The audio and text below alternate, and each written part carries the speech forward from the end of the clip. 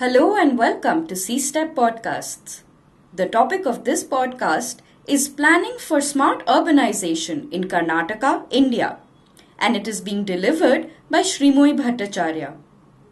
Srimoy Bhattacharya is a senior researcher urban planning at the Center for Study of Science, Technology and Policy, C-Step. Srimoy holds a bachelor's in architecture from Jadavpur University, Kolkata, and a master's in urban and rural planning from the Indian Institute of Technology, Roorkee. Since the completion of her master's, she has worked with several organizations spanning a period of 8 years before she joined C-Step. Over the years, she has developed core competencies in urban planning tools and urban sector policy advisory. She also conducts training and capacity building sessions for urban sector institutions. Srimoy's work has been published in newspapers, conference publications, and peer-reviewed journals since 2004. She has also been invited as a resource person in several high-level conferences in India. Her journey at C-Step started over a year ago, where she has been focusing on solving problems facing sustainable urban development and conducting policy research for urban planning and governance. Karnataka today is the fourth most urbanized state in India. Could you highlight one of the more pressing problems faced by the state with regards to urbanization? Karnataka cities face similar problems as that of other cities in other states in India, such as provision of infrastructure, livability conditions, energy and emissions, urban poor and inclusiveness. If you look at Karnataka state as a whole, then there is a challenge regarding the whole urban development model itself, which is skewed towards South Karnataka. The city of Bangalore accounts for about more than 35% of the state's urban population. And if you look at Karnataka districts, the North Karnataka districts have been already identified time and again that as backward districts with low GDP per capita and low urbanization rate. This is definitely a concern. If we buy to the logic of cities being the drivers of economic growth, then they has to be spatially distributed. So the spatial distribution of urbanization is definitely a concern. So according to you, what could be some possible solutions to address this problem? While there cannot be any short-term solution, there has to be specific policy interventions that are needed. For example, Bangalore being the 8 million plus city and the primate city in the state, there are no other city beyond 1 million population even. So clearly there is a gap in hierarchy.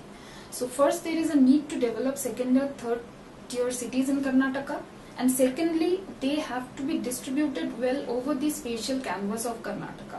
So when we develop or take a decision to develop a second tier city, we focus our urban development program initiatives into a particular city for its development. It has to be also spatially, strategically well located, which can influence growth in that particular region.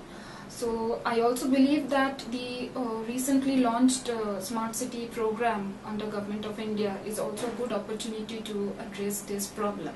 What normally happens is that Bangalore being the primate city and no other secondary center across the state, it draws huge population, migration population to the city, and definitely it demands more attention on the urban development programs, and the vicious cycle continues because the other cities come less in priority. So it continues and the other regions go into the low development cycle. So I believe the newer urban development initiatives can be channelized towards addressing this problem. So now that you mentioned the government smart cities program, do you think it could be instrumental in bringing about inclusive urbanization in Karnataka, and if so, how? It can be instrumental to begin with. It relates to the design of the particular program. It is the smart city initiatives come under the government's National Sustainable Habitat and Smart City Mission. So even before we go into the discussion of how one particular smart city will be developed or how should we address the inclusiveness concerns within a city, the states are supposed to select their own pilot cities. So the inclusiveness concerns should be addressed from that time itself. So when we select cities, there should be a methodology based on logic of addressing regional inclusiveness or exclusiveness concerns, which could also at the same time address concerns over vulnerability, replicability and scalability factors should be included, as well as probability for success. So the pilot city selection under Smart City Mission can definitely be instrumental and act as a vehicle for bringing in regional inclusiveness and growth in other parts of the state. What are the factors that policymakers should keep in mind while selecting these pilot cities? To begin with, one needs to understand that the selection of cities to be covered under the Smart Cities program is different from tagging a city as a smart city. We at C-STEP are working on the Smart Cities Development Framework, and we are also one of the knowledge partners with the Department of Town and Country Planning, Government of Karnataka on this.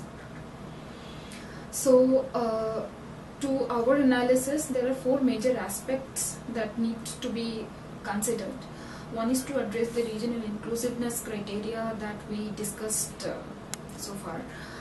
On that, for example, there could be a first screening criteria as there should be at least one city in each of the 4 administrative divisions in Karnataka. That itself ensures some amount of spatial distribution of cities when we select pilot cities under the Smart Cities program. The other major factors would be to address replicability and scalability when we implement this pilot cities program. To address this, Government of India has already prescribed some population ranges. Within that population ranges, there could be cities of variety of economy, say one city with religious or tourism economy, other with service sector dominated. So there could be mixed variety of cities to allow wider replicability in a later stage. The third aspect would be also to address to some extent vulnerability. There could be cities selected based on different locational aspects, say one coastal city, one hill city, cities in arid region. A mixed bag of cities would address vulnerability as well as they allow for wider replicability. The fourth factor would be to look at the probability of success. Definitely when we select pilots, they need to be successful for buy-in from different sectors. To ensure success, the first and foremost criteria is the potential for growth. If a city doesn't have that potential at a given point of time, then the investments may not yield the results that has been envisaged. So probably the cities falling under envisaged and existing growth corridors that demands attention in this regard. As one can see, the criteria are both exclusionary and inclusionary in nature based on the specific objective we want to achieve through them. This can be further weighted to develop a composite index. Finally, it's a decision of the policy makers to select a final set of cities. But these criteria would to some extent ensure that there is spatial distribution and there is success when we develop the smart cities. Thank you.